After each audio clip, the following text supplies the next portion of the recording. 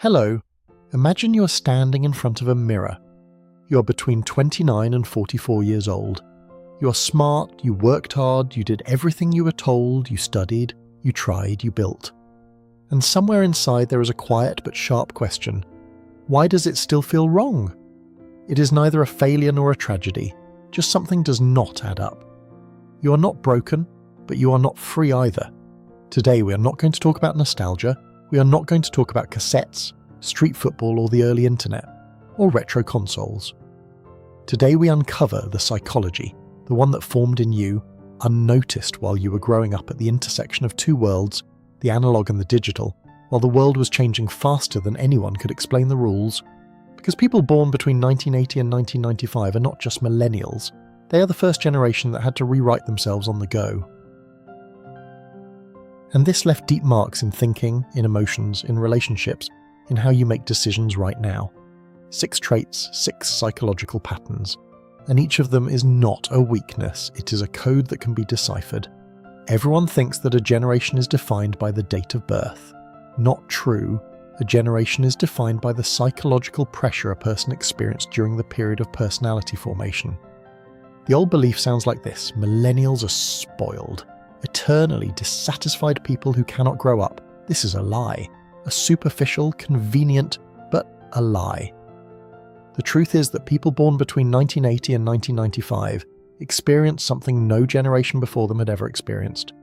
They grew up in one world and they had to live in a completely different one. Childhood without the internet, youth with the early internet, adulthood in the era of smartphones, social networks, global crises, and the complete destruction of old social contracts. Work hard, get stability. This formula died before their eyes, and the brain, the plastic adaptive brain of a young person, recorded all this, saved it, turned it into stable behavioural patterns, emotional reactions and ways of thinking. This is what we are breaking down today, not stereotypes, but psychology. Drop a like, subscribe, let us go. The first trait, a chronic state of in-between. Adam Grant in his book Think Again explores how people who survived a cognitive gap between beliefs and reality develop a unique ability to rethink. This is exactly what makes this generation psychologically flexible despite the internal conflict. A person of two worlds. You remember what it is like to wait for a page to load, to wait for a letter in the mail, to wait for a person at the entrance because they did not have a mobile phone, and you also remember the first moment when everything became instant. This transition is not just technological, it is neuropsychological. The brain that learned patience suddenly received an environment of instant gratification, and now you live in a constant internal conflict. A part of you knows how to wait, knows how to endure discomfort, knows how to play the long game. The other part demands results right now. This manifests everywhere in your career. You can build something for years, but suddenly catch yourself thinking, why is it so slow? In relationships, you value depth, but the process tires you out. In self-esteem, you know your worth, but the anxiety never goes away. Psychologist Adam Grant calls this state languishing. Not depression, not unhappiness, something in between. For people of this generation, this is not a temporary state, it is a background mode. But here is what is important to understand. This state of in-between is not a defect, it is a superpower, because you are the only one who truly understands both worlds. You can think slowly and deeply when needed, and adapt instantly when necessary. The question is not how to get rid of this tension. The question is how to learn to manage it. The second trait, the syndrome of inflated promises. In the book Mistakes Were Made But Not By Me, Carol Tavris and Elliot Aronson explore the mechanism of cognitive dissonance. What happens when reality destroys our beliefs? This mechanism explains exactly why the generation of the 80s to the mid-90s reacts so painfully to the mismatch between promises and reality. When reality did not match the script, you were told, get an education and everything will be fine. Find a good job, start a family, buy an apartment, and you will be happy. You believed it because people around you believed it because it worked for previous generations, and then you stepped into the adult world and the script did not match. Degrees depreciated, the job market became unpredictable, housing prices skyrocketed, old relationship models cracked, pensions became a myth. And here is what this experience does to the psyche. It forms a deep, often unconscious feeling that you were deceived. Not by a specific person, but by the system, the narrative, the promise. Psychologists call this a breach of the psychological contract. You fulfilled your part of the deal, and the other side did not. The consequences: chronic cynicism, difficulties in trusting institutions, constant fact-checking of information, skepticism towards any promises, whether from politicians, employers, or partners. It sounds like a problem, but look at it from the other side. You stopped believing blindly. You learned to think critically. You do not buy into beautiful packaging. You look for the essence. In a world where manipulation has become an industry, this is armor. The problem arises when this healthy skepticism turns into paralysis, when you cannot trust anyone or anything, even when it would be beneficial. Working with this trait is not about starting to believe everything blindly again. It is about learning to choose what to believe consciously based on your values, not out of fear. The third trait: hyperautonomy as a defense. Brené Brown in her book Daring Greatly shows, based on years of research, that vulnerability is not a weakness, but a source of genuine strength and connection with other people. This is exactly what people with a hyperautonomy pattern often avoid. I will handle it myself, even if I cannot. There is a type of person you most likely know. Maybe it is you. A person who never asks for help. Because depending on another person feels like a threat, even when they sincerely want to help.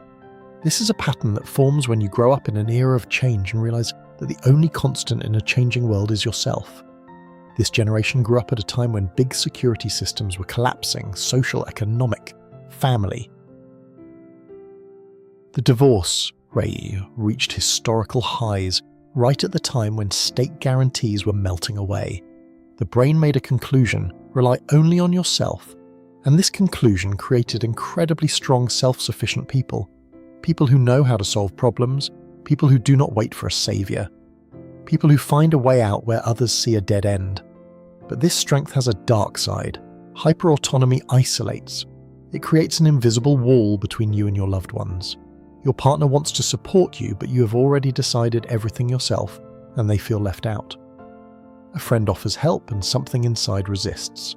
No, that is a weakness. It is not a weakness to ask for help. It is a skill, one of the hardest for people of your generation. Psychologists have proven that the ability to accept help correlates with the level of psychological well-being more strongly than the ability to give it. Allowing someone to be there is not a surrender. It is a choice. The fourth trait: constant re-evaluation of identity. In the book Man's Search for Meaning, Viktor Frankl shows that a stable identity is built not on external roles, but on internal meaning, on what remains when everything external is destroyed. Finding this core is the central psychological task of this generation. Who am I if the rules have changed? You changed yourself not once, but many times. You changed careers because the old profession disappeared or stopped feeding you. You changed values because the ones you grew up with did not work. You changed relationships because you realized you were building them according to someone else's templates. And somewhere in this constant movement, a question arose that gives no peace: who am I really? This is not a teenage existential crisis. This is a chronic reevaluation of identity, characteristic precisely of this generation. Psychologist Erik Erikson described identity as the result of successfully resolving internal conflicts. But what happens when the external world changes faster than you can resolve one conflict? You start redefining yourself over and over again. Social media amplified this immensely. Instagram shows you hundreds of versions of who you could be. Other people's careers, other people's bodies, other people's travels, other people's families. And every time your brain launches a quiet, exhausting work of comparison. But here is the paradox. This very ability to rethink yourself is your greatest psychological asset. People who can rewrite their identity do not break, they adapt. They survive in any environment. They do not freeze in roles that stopped fitting them a long time ago. The problem is not that you change. The problem is when change has become an escape from yourself rather than a movement towards yourself. Ask yourself, am I changing because I am growing, or because I am afraid to stop and look in the mirror? The fifth trait: emotional intelligence without a language for it. Daniel Goleman, in his book Emotional Intelligence, was the first to systematize research on how emotional intelligence affects a person's life more strongly than IQ. Especially important is his section on the gap between emotional perception and verbalization. This perfectly describes the pattern of the generation. I feel everything, but I do not know how to name it. You feel deeply, deeper than most people around you are ready to admit. You feel the nuances in a conversation. You notice when a person says one thing but thinks another. You sense the mood of a room even before someone has spoken a word. But at the same time, and this is a key paradox, you often find it hard to talk about your emotions, to name them, to explain what is happening inside. Why? Because the generation born between 1980 and 1995 grew up at the intersection of two emotional cultures. The old one said, "Do not whine, pull yourself together, be strong." The new one started talking about psychology, trauma, vulnerability, but it arrived when your basic patterns were already formed. You absorbed emotional depth but did not get the tools to express it. The result, people of your generation often withdraw into themselves during some moments of emotional tension. They have something to say. The words just run out before the conversation even begins. They feel everything, but there is no translator inside from the language of sensations to the language of words. Studies show that emotional intelligence is not an innate quality. It is a skill that develops through the practice of naming emotions. Psychologists call this affective labeling. When you give a name to what you feel, amygdala activity literally decreases neurobiologically. You already have the first component, the ability to feel. You just need to master the second, the ability to speak, not for others, but for yourself. The sixth trait. Fatigue from optimism and the search for the real thing. Martin Seligman, in his book Flourish, Rethought, Positive Psychology, shifting the focus from happiness to meaning. Frankl showed even earlier, a person can endure any conditions if they understand what for. Both authors describe exactly what the generation of the 80s to the 90s is intuitively moving towards. Enough motivation, give me meaning. You've seen it all. Posters saying follow your passion, coaches promising transformation in 21 days, books with titles like Think and Grow Rich, The Secret, The Power of Thought. You probably tried it, got inspired, started, and at some point realized that it no longer works for you, and you simply outgrew these promises. The generation born between 1980 and 1995 went through the mass industry of positive thinking and came out the other side with one clear request. Give me the real thing, not motivation, but meaning. These are fundamentally different things. Motivation is fuel, meaning is a direction. You can have a full tank and not know where to go. You can know where to go and find a way to get there even without fuel. Psychologist Martin Seligman, the founder of positive psychology, admitted at some point that focusing only on happiness is a mistake. True well-being is built on meaning, engagement, achievement, and connections with people. People of your generation intuitively felt this long before science confirmed it. You were the first to leave high-paying jobs that left you feeling empty, the first to rethink relationship models, the first to ask uncomfortable questions.